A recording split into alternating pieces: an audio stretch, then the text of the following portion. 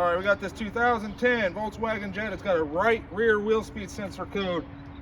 I didn't see a lot of information online about changing the sensor, so I'm going to show you how I change the sensor. Watch to see the end so you can see the brakes I found. They had the wrong rotors on it. Thanks for watching, guys. Don't forget to subscribe. It's the easiest way to support my channel.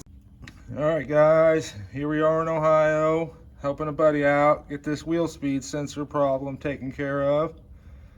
And wheel speed sensor cracked as I was pulling it out. And I looked up a video on how to remove the wheel speed sensor and I didn't see one. So I went ahead and I took the wheel apart. I got the rotor off, the caliper off, caliper bracket off, and then you can see the wheel speed sensor is right here. And you just take a screwdriver and tap it out of there and it comes right out the back. So that's how to get it out, guys. I hope this video is helpful. All right, guys, I was having trouble getting the new sensor to go in there. I even put some grease on it. So I went and I sprayed the old sensor with PB Blaster and I stuck it in the hole and I just wiggled it around a lot. Here, I'll show you how it looks now. See, now you can get the old sensor in the hole and you can wiggle it around.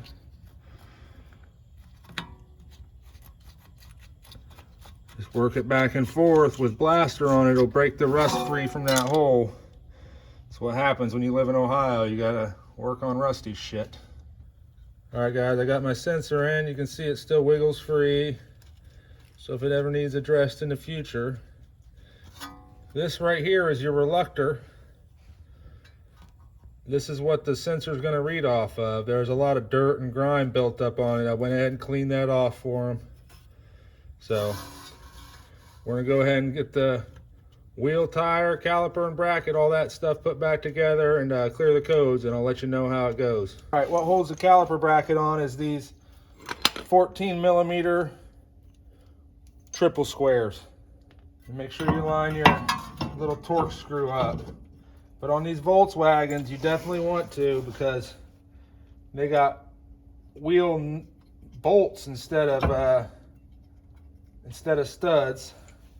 So it helps you get the wheel and tire on. If you got the bracket off, it doesn't hurt to check these pads out. Make sure that they're free. Look, just found a problem. This pad's not moving in the hardware. That should move. So I'm going to take it out and put a little grease on it and make sure it's moving free. Holy moly, you can see how it's like it has the wrong rotor on it. See that, Adam? What? See this lip? Yeah. That means the rotor is supposed to be out further. Both the pads have it. See that? Yeah. It's because the pads are riding. See that? Yeah. They're supposed to either ride in here or the rotor's supposed to sit out further. I'm gonna put them back together, but really you need new pads and rotors in the rear. But see, eventually what's gonna happen, these top two pieces will hit together and the brakes won't work well. You know what I'm saying? Yep. Because once the thickness of this is made up by half on each side, yeah, then the top of this will touch. And they won't work at all. And they won't work well. You wanna go and do that now? That's up to you. I haven't priced them. I don't even know if they're available. All right, guys. That's why it's good to have a good mechanic work on your car, because he'll notice shit like this.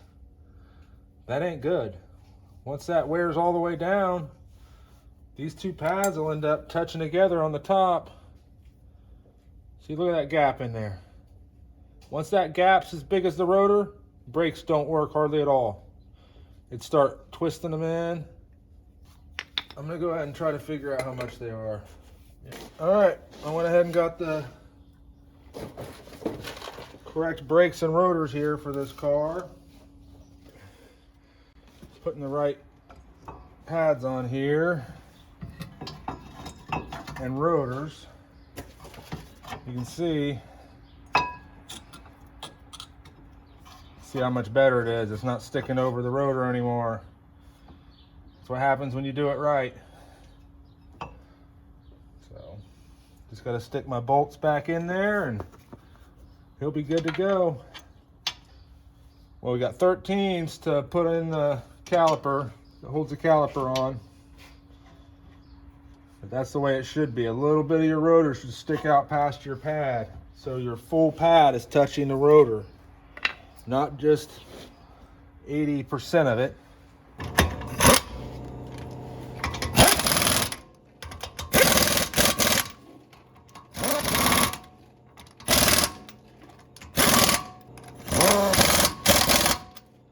All right, and then lower it down and torque them to 100 foot-pounds, and we'll be all set.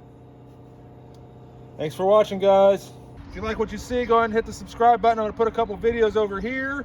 Hopefully you like those. Thanks for watching, guys. Don't forget to subscribe. It's the easiest way to support my channel. It's free, and you can always change your mind. Thanks again.